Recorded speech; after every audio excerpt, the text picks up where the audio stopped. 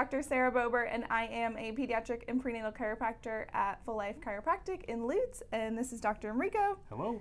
And today we are here to talk about car accidents because we get a lot of patients in our office with car accidents. It's not something that we really advertise for, but nevertheless, we still get patients who have accidents and we end up taking care of them.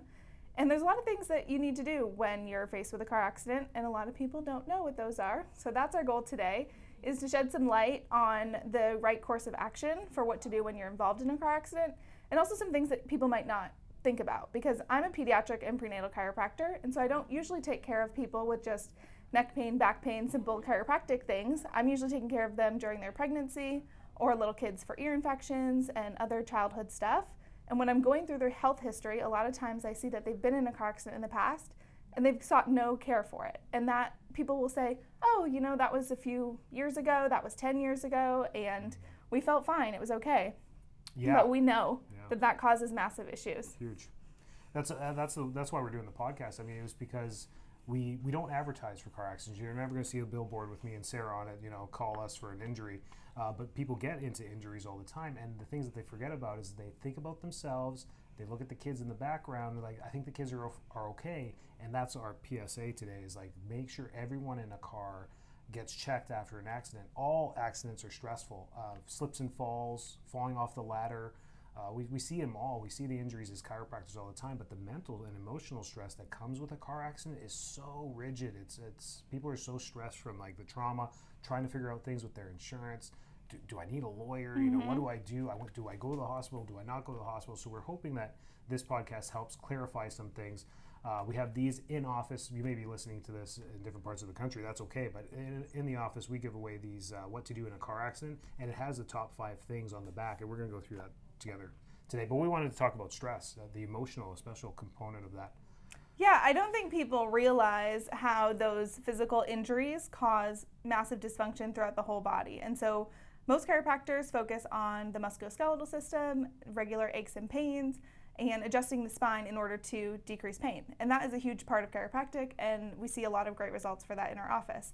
But we also see things like vertigo and dizziness and digestive issues, ear infections, colic, constipation, reflux.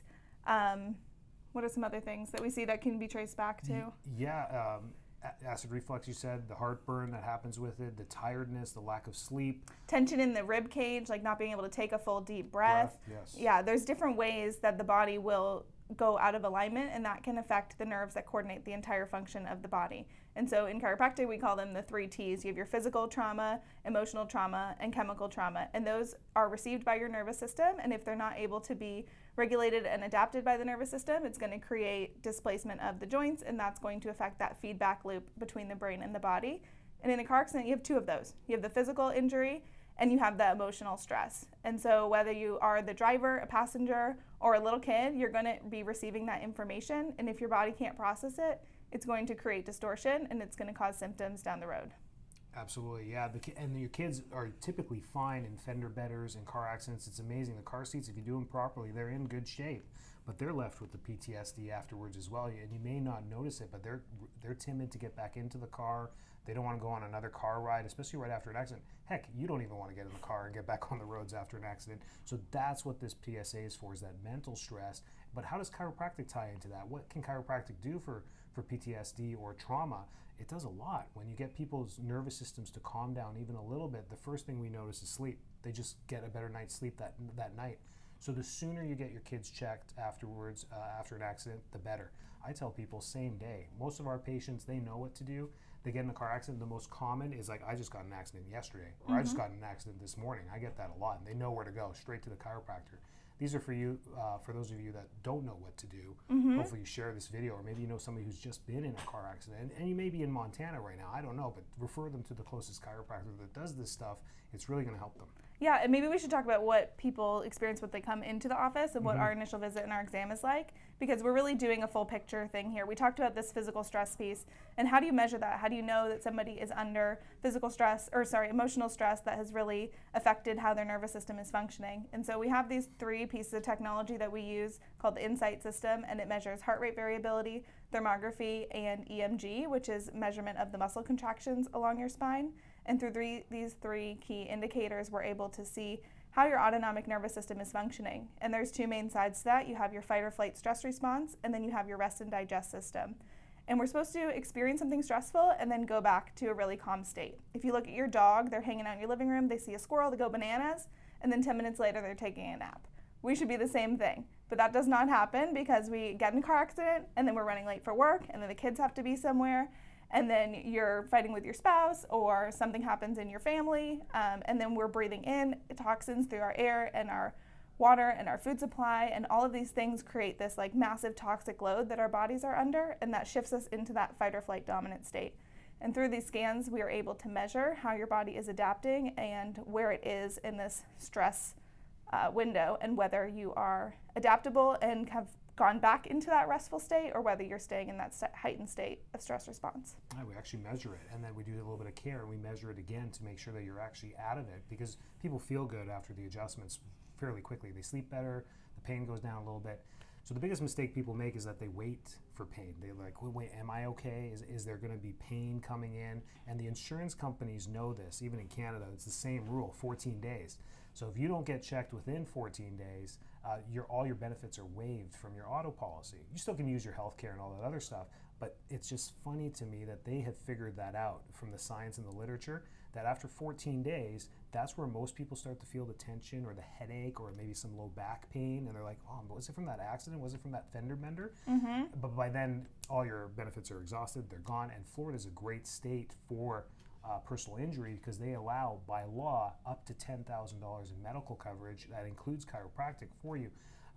Other states don't. There's other ways around that as well. But that's why I think the science is there. Even in Canada, that 14-day thing, it's so funny. They just know. Yeah, so if you don't think that you are going to have any like physical repercussions from an injury, it's a really good idea to at least get established. Go see a doctor that they can do a full examination and document kind of what's going on, what happened during the accident, any health issues that you might be having. That way it's in the system and you have a little bit more time to figure out if you actually need to open a case or not. Right, and that leads us into the top 5 things. Most kids that we take care of, under the age of 10, I mean, they don't need much. They come in, the few treatments, they're doing great. I find that they unwind very quickly. So yeah, that's something. That's a big thing to talk about too. Is the longer you go with these tension patterns in your body without having them addressed by a chiropractor, the more they're going to be reinforced by your nervous system and the harder they are going to be to clear out. And so when we work with somebody who's 40 years old who had a car accident 20 years ago, it's going to take a long time to unwind those tension patterns. But if we have a kid who's 8 who was just in a car accident last week, it might take like a week. Right. They're going to feel, their nervous system's going to be responding a lot faster, a lot quicker. Yeah, I feel like with chiropractic, it's just fill in the blank, but it's always the same story. It's about neural programming. Our systems are much more complex than a computer, but I use that as an example. Just like when we get in an accident, we're downloading a new program that we really don't need or want. And the whole point of chiropractic is to refresh that, clean it up, or even uninstall that from the system so that we're operating at a high level. We're just using car accidents this time. We could do another video on just fill in the blank. And the adjustment is kind of like a software or hardware upgrade, like cleaning things up, refreshing. I like to think about if you have your phone screen, you have all these different apps running in the background. The adjustment or other types of self-care that really help you regulate your nervous system, like breath work, going outside, spending time with family, these kinds of things really help you reset what's going on. And when you swipe up on your phone, you can wipe away all the apps that are open. It's the same idea. That's what we're doing. We're wiping it away. Most common questions we get, I was just in the parking lot at the grocery store. It wasn't a big deal. A Harvard study done, almost 20 years ago was taking people in Japan, actual humans. We use test dummies here, but in Japan you can use actual humans and pay them $100 to be in a car accident. And they actually signed up for this, which gave us some great research. But anything over 8 miles an hour, even a collision at 8 miles an hour, can create enough movement of your body in the car to create a soft tissue injury. So when people say it was just a fender bender, I'm like, you need to get checked.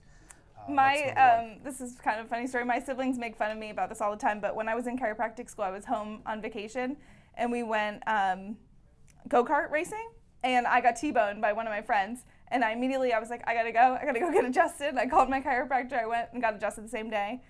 Not because I was in immediate pain, but I knew that little input was going to really affect my spine, and at the time I was really struggling with headaches all the time, and I knew that was going to be an input that I wasn't going to be able to adapt to at the time, and so I was able to go get adjusted right away, and everything was good. I'm sure you're going more than 8 miles an hour in a go-kart, yeah, right? That was way too fast. Yeah. That's the one thing. So let's go through the top 5 things that you can walk away from today from this podcast that you should do, and they're on this card. So we created these to fit in your glove box, so you can take it right out.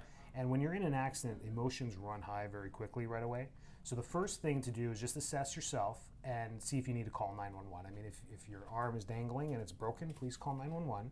They'll assist you and they'll get you the right care that you need. And sometimes airbags deploy; those cause injuries too. There's chemical burns. There's a whole bunch of stuff that happens with an airbag deploy. I feel there's more PTSD from the airbag going off. A lot of people like if the airbag didn't go off, I would have been fine. Yeah, yeah. So at those 10-mile-an-hour collisions, the airbag goes off. I feel like they get more hurt from the airbag than they do from that. So definitely assess yourself first. This is all about you and your family. Remember that. Take care of yourself. If you need to call 911, call them.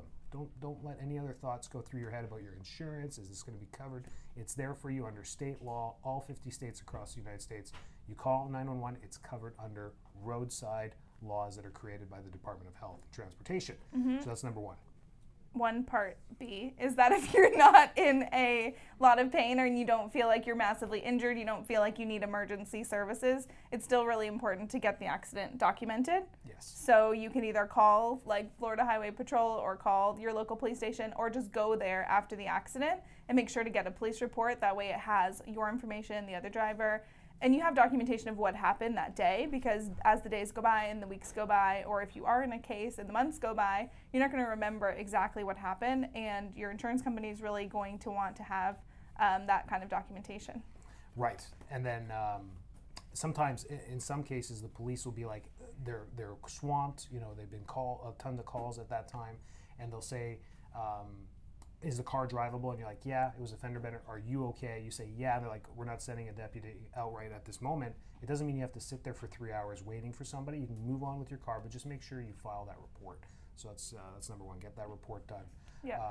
And once that's been assessed, the second one is to take pictures. So you want to take pictures of your car. You want to get pictures of the entire car, front, back, side, any areas, of course, that are damaged, but you really want to get the whole car, and then a picture of the other person's car as well. You don't necessarily need to get a picture of that person. You don't want to capture people in this, but both of the cars or all of the cars that are involved, as well as the license plate is important. Yeah, absolutely. I mean, it's emotional for both, and then people feel like they have to pass blame for some reason. That was your fault. No, it was your fault. Avoid all that. It doesn't matter. This is a non-fault state. That's the whole point of the rule, is so people don't get into confrontations. Don't go up to somebody with your cell phone, try to take a picture of their face. That makes no sense. Just if you can sneak the license plate, that's great. But in most accidents, people are more than welcome to give their driver's license out, insurance, all that stuff. And yeah, exchange that information, and you're good to go. There's no hostility there. Yep. The next one is to make sure you tell your insurance company within 48 hours that you've been involved in a car accident. Especially in Florida, that's a rule, and most states have that 48-hour rule. Any damage to any vehicle has to be reported within 48 hours. I know sometime in the parking lot at grocery stores, people avoid that, but even that's kind of breaking the law. You're supposed to report it. It doesn't hurt your insurance. It doesn't count as a claim. It doesn't say anything. It just says, hey, we dented our rear bumper. And then you just report it, and they'll ask you a few questions. Would you like us to replace that? And you're like, no, it's okay. My deductible's too high. Forget it. Yeah. Is that one, that's just for the physical damage of the car, not personal damage? Yes. Yeah. Either way, once you make that call, a claim is now made, documenting the date that you had the accident, so that if you call back 7 days later saying, hey, my neck's really stiff, it's all documented. They know the day of the accident. Now they're saying, okay, now you're getting taken care of. So if you're involved in a car accident, there's no physical damage to the car, you still call within 48 hours? Yeah, you should. You should say, I was in a car, I can't see any damage at this time. It covers you. It covers you for up to 1 year in case later you're going for an oil change and your mechanic looks underneath, hey, did you know your frame is cracked? Whoa, how did that get cracked? And you're like, oh, I hit that fire hydrant in the grocery store. I mean, that causes damage. So that's the whole point of that. That's the reason why they have the 48-hour rule. Awesome. And then the next rule is the 14-day rule. 14-day rule. That one's the big one. This is the one we were talking about. You have 14 days after an accident to seek care. Now, care is at an urgent care, emergency care, chiropractic, or physical therapist. It is not your primary medical doctor. They usually ask you when you come in for that and say, if you say you were in a car accident, they'll send you straight to urgent care or another facility for that, because it's just documented different. Your chiropractor is your best bet. I mean, we have everything we need here. That's why we're shooting this in our x-ray room in the background. And and the diagnostics will show, ligament damage, any sprains or strains you may have. We can take an x-ray right in the moment. We can send you out for an MRI that's fully covered, a CT that's fully covered. Your chiropractor is probably your best bet. Yep, and then the last one is just to see your chiropractor and make sure you get checked so that we can document everything that's going on and figure out what kind of healthcare that you need in order to get you integrating that new information. People always say they want to go back to how they were before, but we can't really go back in time. We just want to integrate this new experience and go forward so that it doesn't cause health issues in the future. Yeah, and because we're family centric, the last, I think, and biggest question is, do I need a lawyer? Most people don't want a lawyer. They feel like, who wants a lawyer? Nobody wants a lawyer. But they don't want to either, because they don't want to sue the other person. They don't want to hurt, they don't want the other person to be effective. But it is important in Florida for a couple different things. Sometimes you may need a rental car and your insurance gives you a hard time and they don't want to cover it. Your lawyer will get that for you. If you're not at fault and somebody hits you from behind, they can get your deductible covered, even though your insurance may make you pay your deductible. So there's little things at the end that can really come in handy with a lawyer. And again, the lawyer is under Department of Health and Transportation rules where they get paid directly from your auto insurance, and that's why it's so important to have bodily harm and uninsured motorist protection, especially in Florida and most states. So that's a sixth one, but the top 5 things, call 911 if you're hurt, take pictures of the accident so you have some documentation, 48-hour rule, report it, and then 14-day rule, make sure you get checked. Anyone else in the car, bring them with you, your kids, get them checked too, and then get some good chiropractic care. Yep, awesome. If you guys have any questions or concerns, you know how to find us. We're on social media at Full Life Chiro. You can find us on Facebook also. You can write us a review here and in the podcast app, and we look forward to the next episode. Take care. Yeah.